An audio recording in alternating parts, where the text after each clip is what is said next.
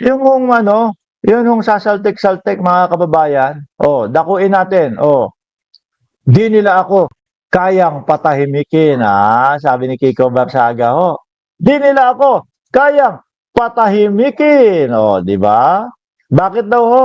Naglabas ng pahayag si Dasmariñas Representative Kiko Barsaga kaugnay ng mga natanggap umano niyang pagbabanta mula sa PCG, anak ng pitong kuba. Ano, pinagbantaan siya, papatayin siya. Nagsalita nga ho eh. Di ba? Nagsalita patungkol doon sa sinasabi niya na kesyo daw po dagdag lang sa sweldo ng pasweldo, yung mga PCG. Biruin niyo ho mga bossing ha. Yan po yung mga first line defense ng Pilipinas ho. Sila po yung nangangalaga para hindi po maagaw ang ating mga teritoryo. Tapos ang sasabihin lang po ni Boy Shaltek, eh dagdag lang daw ho pasweldo. Ngayon, ito pa, nakaka-receive daw siya ng mga pagbabanta from Philippine Coast Guard. Kung mapapansin nyo ho, ang ginagawa na lang nitong si Barsaga, mga bossing, humahanap na lang ulit nung ikasisikat niya. Kasi, nung nagsalita siya, unang labas niya, eh napansin siya ng mga DDS. Ramdam na ramdam niya, uy, sikat na ako. Di ba kaya nga nung pagpunta niya doon sa Forbes Park, eh parang mala artista ang datingan. Yun lang kasi ang gusto ni Barsaga. Kaya ho, ang ginagawa, mga kababayan, dahil nga, hindi naman nila ako papatulan eh. Hindi naman nila ako pwedeng kasuhan. Baka sabihin ko lang na, eh may sasaltek-saltek ako, tapos pinapatulan nyo pa ako. Di ho ba? Mga bossing. Kaya banat lang ng banat. Hahanap ng babanatan na posible na sumikat ho ulit siya. Kaso, pati ho yung mga DDS mukhang nagsawa na dito kay Barsaga. Nagsawa na ho na sabi, naknantokwa ka, papatawag mo kami sa Forbes Park para mag-rally-rally tayo. Oh, tapos, uuwi ka after 30 minutes lang, iiwanan mo kami doon. Oh, di ba? Pagpapasikat lang ang gusto. Sabi dito, I received plenty of threats from the Philippine Crocodile Guard. Pero wag kayong mag-alala. Hindi nila ako kayang patahimikin. Sabi nga ni Banat Bay sa iyo, ha?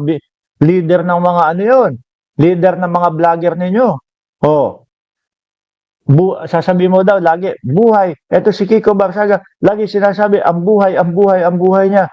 Pero, hindi makatagal doon sa rally man lang. Kasi ho, nando si John Vic Remulla. Kaya din ho, na-late yan, ilang beses. Pero mo, saan ka nakakita? Rally. Alas 11 ng gabi ang umpisa.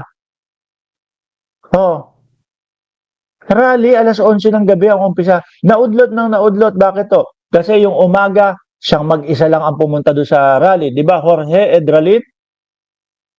Oh, siguro, ay, walang tao. Hindi ako sinamahan ng mga DDS. Lang yata mga to. Kinupal ako ng mga DDS. Oh, sa umaga. Siguro, bumalik ng hapon. Wala pa din tao. Tapos, nung gabi, ayan na, medyo may pumunta na. Medyo may pasikwe-sikwenta na, padala-dalawa.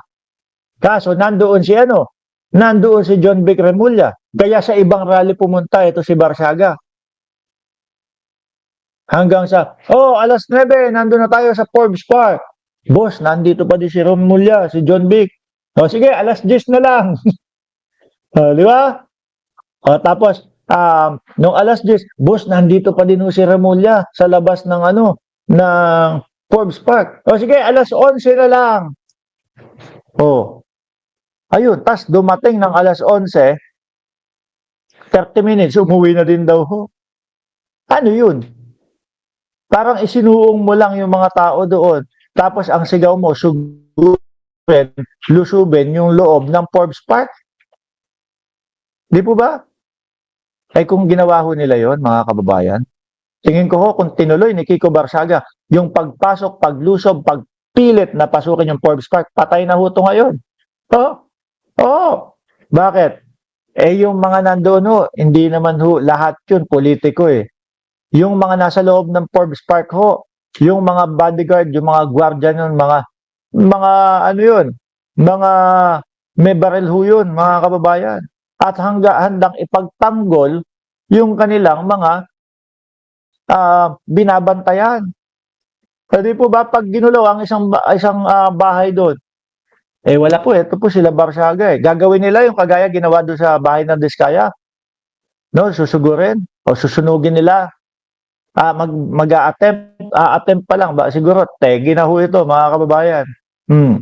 Siyempre, yung uunahin nila kaligtasan nung kanilang mga binabantayan, nung kanilang mga pinagsisilbihan ho. Uulitin ko ha, sa loob ng Forbes Park, hindi ho, porket mayaman, eh galing sa nakaw. Yung iba ho, o karamihan ho dyan, eh may mga malalaking mga negosyo na napanalunan ho nila yung pagkita ng malaki dahil ho sa sipag at tiyaga nila napatakbuhin yung kanilang negosyo. Meron pa sinabi, alam nyo, hintayin pa natin yon. Kasuhan ng mga taga Forbes Park itong si Kiko Barsaga. Kasi ang sinabi niya is, um, yung mga yung mga magnanakaw, no, ay pinoprotektahan yung mga kapwa nila magnanakaw. Sabihin mo yon. Ibig sabihin yung mga taga Forbes Park, may mga anomalya di umanong ginagawa din ho. 'Di ba? O dagdag pa. Pangmamaliit ni Barsaga doon sa ating mga PCG, no? Huwag kayong mag-alala, di nila ako kayang patahimikin. Water cannon lang galing sa China, iyak na agad sila. Ako pa kaya. Biruin mo 'yon, mga bossing. 'Di ba? Water cannon lang galing sa China, umiiyak na. Pinapakita mo bilang isang congressman ho, mga kababayan, pinaparamdam ni Barsaga na mahina po tayo. Oh, 'di ba? Bilang isang congressman, gaganyanin niya yung mga first liner o yung mga front liner na pumoprotekta sa atin. Water cannon lang ng China, iyak na nga kayo, ako pa kaya. Alam niyo mga bossing, kung sakali po na ito ah, talagang pagkaisahan ho doon sa Congress, sasabihin ng mamamayang Pilipino, dapat lang yan. Ayos lang sa kanya yan. Kasi nga ho, hindi naman yung kilosan niya at mga sinasabi niya, hindi ho kilos ng isang kongresista. Kilos ng parang may salpik ho, mga bossing. Siyempre, ayaw naman ho nila na mahaluan sila ng ganyan. Bakit po? Kada isang kongresista, ang nire-representa niyan ay kongreso ho. Siyempre, isipin, ay doon sa kongreso, tumatanggap ng baliw doon, tumatanggap ng may topak doon. Yung mga kilos, sinasabi ni Barsaga, delikado ho tayo dyan. No, delikado ang Pilipinas diyan kay Barsaga. Kaya hanggat maaari, malamang magkaroon ng sigaw na alisin na itong si Barsaga. No? Mismong siya ho ang humahamak doon sa ating mga kasundaluhan. Siya po mismo ang humahamak doon sa mga halos mamatay na po dahil nga binabangga yung mga barko nila ng China. Maipagtanggol lang po ang ating bayan. Huwag lang pong makuha ni katiting ng teritoryo natin. Tapos gaganyanin ni Barsaga ho.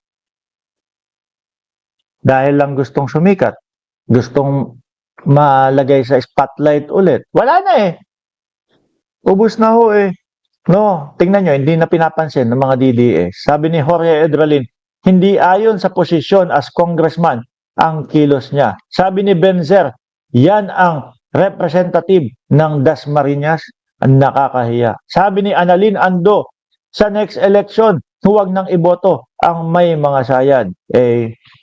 Dun ho sa Dasma, nyo sabihin niya, sila nagboto dito kay Barsaga ho, mga bossing Sila yung representante nila yan si Barsaga si Barsaga din ho yung umakyat sa entablado, tapos binastos yung kanyang tatay, nagsasalita sa entablado, no? Kasi dahil yung mga magulang kakamping pumanik si Barsaga, nagsisigaw, BBM, BBM. Tayo natuwa ho nun. Kaya lang, bilang isang magulang, no, ipahiya mo sa entablado, mga kababayan, parang may mali.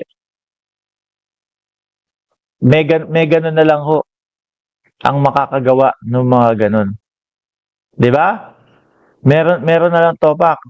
Sinilang ka, nilalang ka, binuhay ka, pinalaki ka. Pwede mo sabihin sa bahay, Nay, Tay, iba ho ang paniniwala ko ha, BBM ho ako o kaya Duterte ho ako. No? Pero hindi mo na para ipahiya yung mga magulang mo. Sabi ni Benzer, kung tatay nga binastos, ibang tao pa kaya?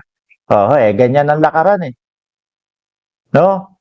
Ganyan ho ang lakaran. Pero, para po sa mga DDS, bayani ho nila, si Kiko Barsaga. Baka parehas pa po ng ituring ito kay Morales. No? Gawan nyo ng rebulto na din si Barsaga, tapos isakay nyo sa karosa, buhatin nyo mga DDS, tapos isayaw nyo na gano'n, tapos may musiko sa harap. Tapos si Roque, paghawakin nyo ng baton, pag umuwi na, no, bago ipasok sa kulungan si Roque, paghawakin nyo ng baton, tapos kekending-kending si Roque. Diba, ganun. Nagmamajorette. Bahala na kayong masok kung ano yung gusto, kung ano yung makita nyo. Anyway mga boss chief, mo sir, ako yung magpapaalam na. Maraming salamat and God bless. Bukas ng umaga, alas 10 ng umaga dyan sa Pilipinas, naka-live ho ulit tayo mga boss. Maraming salamat. God bless po sa atin.